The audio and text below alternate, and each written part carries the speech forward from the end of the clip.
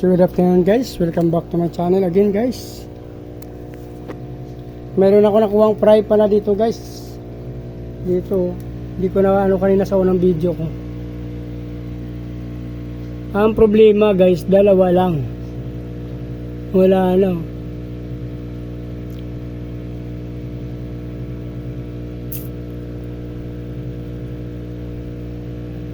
Hindi natin alam ngayon kung kinain nila or talagang dalawa lang na-drop yan, oh. Dalawang piraso lang to guys. So hanapan natin ang pagsamahan kasi doon na natin ilagay sa muli. Kasi maliliit pa ito.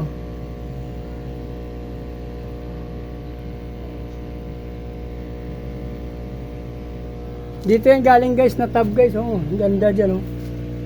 Parang bala ko kunin yung isa, ibang lahi no, no. Dito kasi puro blue ang tail nito.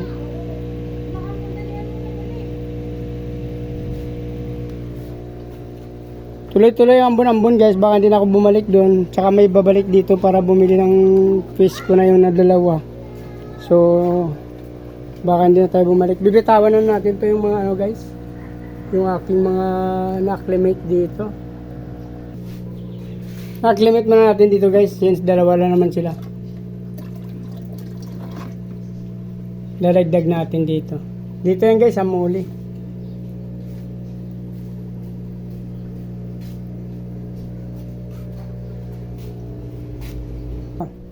Guys, flex ko lang sa inyo, bumili ako ng pakwan kasi para panlinis sa ating pantog. Nagkaroon kasi ako ng UTI dati guys, so nung mga nakaraang buwan. Pero ngayon okay na. Pero kailangan ko pa rin malinis ang aking pantog, tawag nila doon guys. Bumili tayo ng mais. Sinamahan ko ng mga dahon-dahon at mga bulak niya guys. Yan, oh. Ano ba tawag yan? Bungot sa amin. Ito yung pakwan guys, in-slice ko na. Yan. Tapos i-re-rep ko yan. Yung ano na to, yung aking mais guys. Meron pa yan dito, dalawa. 5 kasi yan.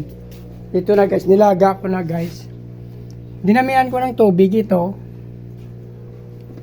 Maraming tubig yan ako nilagay guys. Kasi ang sobra dyan. Nung unang kulo niya guys, nilagay ko dito. Yan o, ininom ko na. Nilalagay ko dito guys. Tapos pagka, since may, yung tubig niya, ginagawa kong maya-maya ko iniinom. Para hindi tayo kukulangin sa tubig. Kaya baka bumalik yung aking UTI dati guys. Kaya yung ginagawa ko, pakwan. Tsaka mais. Tubig ng mais guys. Sa unang kulo niya, tinatabi ko. Since marami ako nilalagay, so nilalagay ko muna dyan sa aking thermos na yan. Dyan. Ito baso, ininom ko to guys. Para panlinis sa ating bituka. Pantog. Para hindi na bumalik yung aking UTI guys. Yun ang ginagawa ko guys. Kahit wala kayong UTI, mainam ito ang pakwan. Tsaka yung mais guys. Na, pag naglaga kayo, sama nyo na yung kanyang balat.